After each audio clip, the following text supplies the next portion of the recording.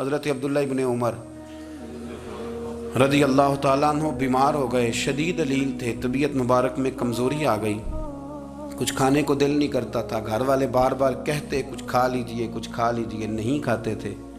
بالآخر حضرت نافع آپ کے غلام تھے، ان سے کہنے لگے کہیں سے مچھلی مل جائے نا تھوڑی سی تو میں کھاؤں گا۔ تو کہتے ہیں میں سارے مدینے میں ڈھونڈتا رہا، مچھلی نہ ملی، اگلے دن بھی ڈھونڈی تو نہ ملی، تیسرے دن بھی ڈھونڈی تو نہ ملی، تو فرمانے لگے یار بس چھوٹی سی خواہش ہے، کوئی فرض نہیں ملتی تو رہنے دے۔ کہتے ہیں چوتھے دن مچھلی مل گئی، میں 1.5 دینار کی مچھلی لایا، لا کے حضرت عبداللہ ابن عمر رضی اللہ تعالیٰ عنہ کے سامنے جو مچھلی رکھی تو آپ نے لقمہ روٹی کا توڑا تھا، مچھلی کو لگانے لگے کہ دروازے پہ فقیر نے آ کے آواز دی کچھ کھانے کو دو۔ تو حضرت عبداللہ ابن عمر نے روک لیا اور ہنسے۔ کئی دفعہ دے ہم بھی دیتے ہیں پر ہمارا چہرہ دیکھنے والا ہوتا ہے، اتنے ہم غصے میں ہوتے ہیں، دے دیتے ہیں، لیکن جو چھلوٹیں ہوتی ہیں نا چہرے والی وہ گنی نہیں جاتی۔ ہنسے، فرمایا دیکھو میرا اللہ کتنا کریم ہے، وہ مجھے بچانا چاہتا، اٹھا بار دیا جا کے۔ تو خادم اب حکم کا پابند تھا، وہ لیت اللہ تو کر نہیں سکتا تھا، وہ گیا اور جا کے دے آیا۔ فقیر جب سارے محلے سے آٹا اکٹھا کر لیتے ہیں تو پھر ایک جگہ جا کے بیچتے بھی ہیں۔ دے آیا، وہ 2 گلیاں آگے گزرا تو میں پیچھے دوڑا گیا، میں نے کہا سچ بتا کھانی ہے کہ بیچنی ہے؟ وہ کہنے لگا جو بھی سبب لگ جائے کر جاؤں گا، آپ نے دے جو دی ہے۔ تو کہتا ہے میں نے اسے کہا کہ یہ 1.5 دینار کی میں نے خریدی تھی، اگر تو 2 دینار کی مجھے بیچ دے تو آج کل مچھلی مدینے میں مل نہیں رہی تو میں اپنے آقا کو دے دوں گا، وہ یہی کھائیں گے، بیمار ہیں۔ تو کہنے لگا جی بسم اللہ، مجھے کیا اعتراض ہے، 2 دینار مل رہے ہیں، 1.5 کی مچھلی، اور 1.5 کی بھی کسی نے نہیں خریدنی تھی، اب تو پک گئی۔ فرماتے میں نے 2 دینار اس کو تھمائے، وہ مچھلی اس سے خریدی اور خرید کر کے میں لا کے حضرت عبداللہ ابن عمر کے سامنے دوبارہ رکھی۔ تو فرمایا یہ کیسے آ گئی؟ میں نے کہا حضور 1.5 کی خریدی تھی اور پھر فقیر کو دے دی، اب اسی سے میں 2 دینار کی خرید کے لایا ہوں، آپ قبول فرمائیں۔ تو فرمانے لگے تم نے اچھا نہیں کیا، اب اس طرح کرو 2 دینار بھی اسے دے اور مچھلی بھی واپس دے آؤ۔ عرض کی حضور کیوں؟ فرمایا تم نے قرآن نہیں پڑھا؟ حضور پڑھا ہے۔ فرمایا رب فرماتا ہے لن تنالوا البر حتی تنفقوا مما تحبون، تم بھلائی کو اس وقت پہنچو گے جب اپنی پیاری چیز راہ خدا میں خرچ کرو گے۔ امام غزالی نے لکھا ہے، فرمانے لگے دیا تو وہ حضرت نافع کہتے ہیں میں دینے گیا، دے کے واپس آیا تو کچھ پریشان تھا کیونکہ مجھے بھی 4 دن ہو گئے تھے نا تلاش کرتے، تھوڑی طبیعت میں مایوسی تھی کہ اتنی محنت سے میں نے لایا اور آپ نے واپس کر دی۔ تو حضرت عبداللہ ابن عمر نے مجھے قریب بٹھایا، پھر مجھے تھپکی دی، فرمانے لگے پتر میں نے ویسے بھی کبھی جھوٹ نہیں بولا اور آج کل تو میں ویسے ہی بیمار ہوں، ٹائم ہی نہیں، وقت ہی نہیں، موقع ہی نہیں جھوٹ بولنے کا، میں تجھے سچ بتاؤں مجھے مچھلی کھا کے اتنا سکون نہیں ہونا تھا جتنی اللہ کے راستے میں خیرات کھا کے مجھے سکون ہوا۔ تو تجھے تو میری راحت سے غرض ہے نا کہ مجھے راحت کیسے ہوتی ہے، تو مجھے سکون ملا ہے راہ خدا میں دے، میں نفسانی خواہش پوری کر لیتا تو یہ میرا نفس کل پھر مجھ سے مچھلی مانگتا، پرسوں کہتا نہیں چھوٹے گوشت کی یخنی بھی چاہیے۔ ہم لوگ الجھ گئے ہیں، بہت بڑے قیدی ہیں اپنے آپ کے، بڑے قیدی، سارا دن اپنی خواہشات کی تکمیل میں بھاگے رہتے ہیں، بڑے بڑے سونے نوجوان، میں ان پہ تنقید نہیں کرتا، مجھے ان پہ ترس آتا ہے، جب میں رات کے اندھیروں میں انہیں ٹیلی فون لے کے چوکوں میں کھڑے دیکھتا ہوں تو مجھے رحم آتا ہے، میں کہتا ہوں دیکھو نفس کی خواہش کے پیچھے یہ کیا مثلاً آخر کیا ہے اس میں، ایک عورت کے پیچھے تباہ کر لیا اپنے آپ کو، یعنی زیادہ سے یہ کوئی مقصود ہے، یہ کوئی مقصد حیات ہے جس کو مقصد بنا لیا ہے؟ میرے عزیز بات کو سمجھ لیں، اتنا خوبصورت آدمی ہے اور اتنا اس کا اونچا قد کاٹ ہے، اور کیا کس کے پیچھے یہ بھاگا ہوا ہے؟ بڑا سمجھدار، دانشور، عقل مند آدمی، ذی روح بندہ، لیکن اس کا سٹیٹس آپ یہ ملاحظہ کریں کہ وہ 20-40 ہزار کی خاطر جھوٹ بولتا ہے، دھوکہ دیتا ہے، فریب اور فراڈ کرتا ہے۔ ہم اپنی نفسانی خواہشات کے پیچھے اس طرح بھاگتے ہیں کہ ہم اصل سے رہ جاتے ہیں۔ میری باتوں کی سمجھ آ رہی ہے آپ حضرات؟ تھوڑا تھوڑا کر کے، ایک ایک کر کے ان کی باتیں کم مانیں۔ وہ ضروری تو نہیں نا کہ سویرے ناشتہ بازار سے اپنی مرضی کا تگڑا کیا ہے، بازار سے لا کے پوڑیاں چنے بہترین کھائے، اور پوڑیاں چنے ابھی کھائے نہیں، شاپر میں ڈالے ہوئے ہیں، اور وہ لے کے ابھی آ رہا ہے تو ساتھ ہی رستے سے गोश्त भी छोटा अच्छा लगा तो 2 किलो वो भी ले आया कि पूड़ियाँ चने खाऊंगा और दोपहर के लिए गोश्त पकाऊंगा।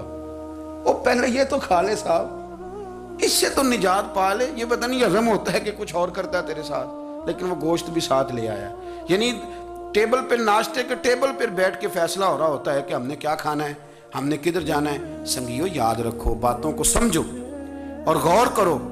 ये थोड़ा थोड़ा करके जब हम छुटकारा हासिल करने की कोशिश करेंगे ना, छुटकारा हासिल करने की, कई जगह से, किसी जगह से अगर आपको तंबी होती है ना, तंबी, उसमें भी बड़ा मजा आता है।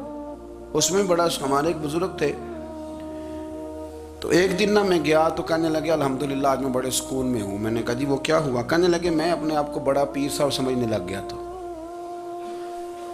तो एक वापडा के किसी आदमी से काम था, तो मेरे एक दोस्त ने मुझे कहा कि पीर साहब उसको टेलीफोन कर दें, सुना है आपका अकीदतमंद है। मैंने उस बंदे को टेलीफोन किया तो कहता पीर साहब मैं इज्जत आपकी बड़ी करता हूँ पर यह काम नहीं हो सकता। कहते जब उसने मुझे कहा ना तो कुछ भी नहीं, तो मुझे बड़ा मज़ा आया, वरना मेरा तो नफ्स फूल गया था। मैं तो समझता था कि जो मैं कहता हूँ वैसे ही हो जाता है। कहते उसने थोड़ा सा ना मुझे लेवल में किया है, मुझे मज़ा आया। ये लोग ना अपने ऊपर बोझ डालते थे, ये थोड़ा थोड़ा पीछे हटते थे, ये समझते थे कि इस तरह तो हमारी तकमील रह जाएगी। सुबह से शाम तक अगर इसी नफ्स की बातें मानते जाएंगे तो खराबी करेगा। दौलत का नशा है भाई, दौलत इकट्ठी करने वाला किसी जगह सैर नहीं होता। हुस्न का नशा है, हुस्न का नशा है। हजरत अबू बकर शिबली रहमतुल्लाह अलैह फरमाया करते थे जो तेरी बेटी को खूबसूरत समझ के उसके साथ निकाह करना चाहे उसे बेटी ना देना। हजरत जी क्यों? फरमाया हुस्न तो थोड़े दिन के बाद खत्म हो जाएगा, फिर वो इसकी कदर नहीं करेगा, वो तो कहीं और मुंह मारता फिरेगा। हज़रत अबू बकर शिबली रहमतुल्लाह ताला अलैह की बेटी खूबसूरत थी। एक नौजवान कहने लगा मेरा निकाह कर दें। आप फरमाने लगे पुत्र तो 1 महीने के बाद आना, कर दूंगा। बड़ी मोटी ताजी खूबसूरत साहिबजादी। तो हजरत ने उसे दवाई खिलाई, उसे पखाने लग गए। जो पखाना करती एक मटके में संभाल देते। थोड़ा वक्त गुजरा तो वो हड्डियों का पिंजर बन गई। महीने भर में दस्त इतने आए कि कमज़ोर हो गई। तो अबू बकर शिबली 1 महीने के बाद नौजवान को बुलाया, फरमाया इधर आ तेरा निकाह करूँ। बच्ची दिखाई तो वो कमज़ोर बिस्तर पे पड़ी। फरमाया शादी कर? कहने लगा इससे नहीं मैंने करनी। फरमाया ये वही है? कहने लगा जी नहीं। फरमाया तू तो कहता था मुझे इश्क है, किधर गया तेरा इश्क? कहने लगा हजरत साहब आप कैसी बात कर रहे हैं? फरमाया इधर आ। फिर वो मटका जिसमें गंद रखा था वहां ले गए। फरमाने लगे तेरा इसके साथ इश्क था, ये है तेरा इश्क। फरमाया अच्छा तो मैं 4 दिन रोटी खिलाऊंगा फिर तंदुरुस्त हो जाएगी, लेकिन मैं देखना चाहता था कि तू मेरी बेटी से प्यार करता है या उसके चेहरे पे आने वाली कुछ वक्त के लिए सुर्खी से प्यार करता है, उस लाली से प्यार करता है जो जवानी के वक्त बच्चों और बच्चियों पे आती है। किस चीज के दिल दादा? यानी क्या मतलब? नफ्स की गुलामी, सरासर गुलामी। और पलट पलट के और बड़े बड़े सियाने बंदे छोटी सी ख्वाहिश के लिए। बड़ा समझदार आदमी, बड़ा सियाना बंदा। मैं एक बड़े बुजुर्ग आलिम थे, मैं एक दफा मिलने गया तो पाए पका रहे थे, खुद पाए पका रहे थे। तो वो बड़े प्यार की बात होती है ना जी। तो तामत बांधी हुई और बड़ी जनाब खस्ता हाली और वो पाए पका रहे हैं। तो मैंने उनसे कहा, मैंने कहा हजरत जी पाए तो किसी और ने भी पका लेने थे, आप बुखारी लेके बैठते, चलो मेरी तरह का कोई बंदा आपसे इस्तेफादा भी कर लेता। अब पाए आप लाएंगे, फिर पकाएंगे, फिर आप खाएंगे, तो ये तो 24 घंटे आप किसी काम में गुजर जाएंगे। तो ये एक छोटी सी ख्वाहिश के लिए, मैं किसी चीज को हराम नहीं कह रहा। कुरान पाक की जो आयत पढ़ी है सिर्फ उसकी तफसीर आपके सामने अर्ज कर रहा हूँ। हमारी ख्वाहिशात माँ पालती है, आपको नहीं पता कितने दुख सहती है। मैं उन माओं को जानता हूँ जो बेटे के हिस्सों की मार भी उसके अब्बे से खाती हैं, मार खाती हैं वो। एक खातून है, कान से सुनता नहीं, मेरे पास एक दफ़ा आई, कहने लगी 60 लग गई सी, कोई दुआ कर दें या कोई वजीफ़ा पर, डॉक्टर कहते हैं ठीक नहीं हो सकते। मैंने कहा बाजी सही बताओ मसला क्या है? कहने नहीं कुछ भी नहीं, मसला क्या होना है, पुत्र गलत निकल आया है, उसका बाप रोज़ मारता है, आज मैं आ भी गई हूँ तो उसने एक थप्पड़ मेरे कान पे मार दिया, तो पर्दा फट गया। माएँ मार खाती हैं, लेकिन वो पुत्र जिसको बड़ी मेहनत से पाला है वो जवान होता है तो अम्मा से कहता है तुझे छोड़ देना है, पर जिस लड़की से मेरा टेलीफोन पे रहा उसे नहीं मैंने छोड़ना, वो नहीं छूट सकती। हर शय कुचल जाता है वो। अम्मा कभी लेट के रात को सोचती है कि ये तो मेरी कुल कमाई थी, میں تو آج بھی اس کے حصے کے تھپڑ اپنی گالوں پہ برداشت کر رہی ہوں، تو یہ کدھر گیا؟ اردشیر نام کا بادشاہ تھا وہ۔ حضرت محدث ابن الجوزی آج سے کچھ 700 سال پہلے لکھتے ہیں، اردشیر بادشاہ بڑا خوبصورت تھا، جوان تھا، بڑا عقل مند تھا۔ اس نے اس طرح کہ قریب کی ساری ریاستوں پہ قبضہ کر لیا۔ بڑا عقل مند زیرک تھا، قبضہ ہو گیا۔ ایک بادشاہ بڑا سخت تھا، اس کے ساتھ جب پنجہ آزمائی ہوئی تو اردشیر کہتا ہے اس پہ میرا قبضہ نہیں ہو رہا تھا، اور جب ہم نے ساری ریاستوں نے مل کے اس پر حملہ کیا تو ایک قلعے کے اندر قلعہ بند ہو گیا۔ اردشیر بڑا خوبصورت آدمی تھا، بڑا سمجھدار تھا، تو وہ بادشاہ قلعہ بند ہو گیا، اس نے کہا نکلنا ہی نہیں۔ اب وہ اندر بند ہے، یک بار کی حملہ کیا تو وہ بڑا قلعہ تھا اس میں بند ہو گیا۔ اس بادشاہ کی نا جس پر حملہ کیا، اس کی بیٹی اچانک ایک دن قلعے کی دیوار پہ چڑھی تو اردشیر کے حسن و جمال کو دیکھا تو عاشق ہو گئی، اور اپنے ہی باپ کے خلاف اسے کہنے لگی کہ اگر تو میرے ساتھ شادی کا وعدہ کرے نا تو میں تجھے رستہ بتاتی ہوں حملہ کرنے کا۔ اس نے کہا میرا وعدہ رہا، تو رستہ بتا۔ اس نے رستہ بتایا اس لڑکی نے، اور بادشاہ نے حملہ کیا تو اس کا باپ قتل کیا، اس علاقے پہ قبضہ کیا شادی کے وعدے پر۔ ہاں نفسانی خواہش بندے کو اندھا کر دیتی، نہیں سمجھ آتی اس کو میں کدھر جانا ہے، اندھا کر دیتی۔ حملہ کیا، اور جب اس لڑکی کو لے کے آیا نا اپنے محل میں، تو پہلے دن شادی کی پہلی رات تھی، تو بستر بچھایا کنیز نے، تو وہ کبھی کروٹ ادھر بدلتی کبھی ادھر بدلتی، تو بادشاہ کہنے لگا کیا ہے؟ کہنے لگی بستر میں کچھ ہے، مجھے تکلیف دے رہی۔ اس نے چراغ جلائے، اور جب بستر اٹھایا تو ایک اتنا سا دھاگا نکلا۔ دھاگے سے عموماً تکلیف نہیں ہوتی، تو اس نے کہا تو اتنی نرم و نازک ہے کہ دھاگا؟ کہنے لگی میرا باپ نا میرے ساتھ اتنا پیار کرتا تھا کہ روز میرا بستر بھی خود بچھاتا تھا، اور اس نے آلہ رکھا ہوا تھا، وہ ناپتا تھا کہ کوئی پایا اونچا نیچا تو نہیں، میری بیٹی کا بیلنس سوتے وقت خراب نہ ہو جائے، اور میرے لیے گوشت اور کپڑے بھی خود پسند کر کے لاتا تھا، کھانے پینے کا خود خیال کرتا تھا۔ اردشیر کہنے لگا اچھا وہ اتنا پیار کرتا تھا، اور پھر تو نے اس کے ساتھ کیا کیا؟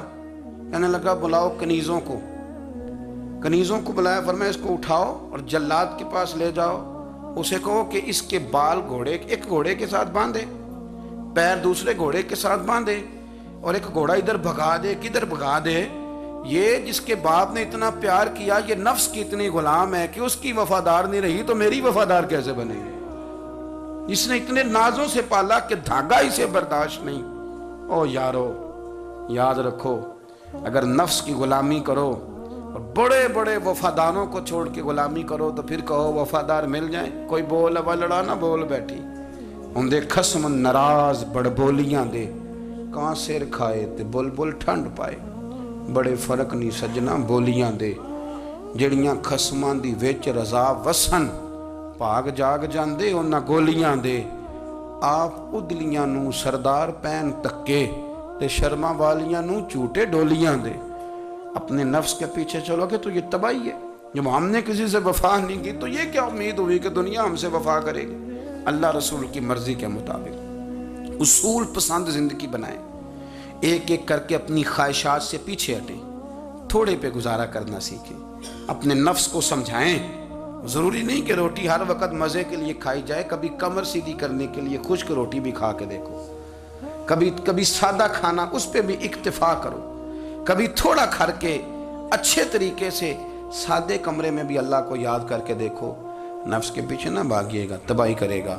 رب کریم سمجھنے کی توفیق رفیق عطا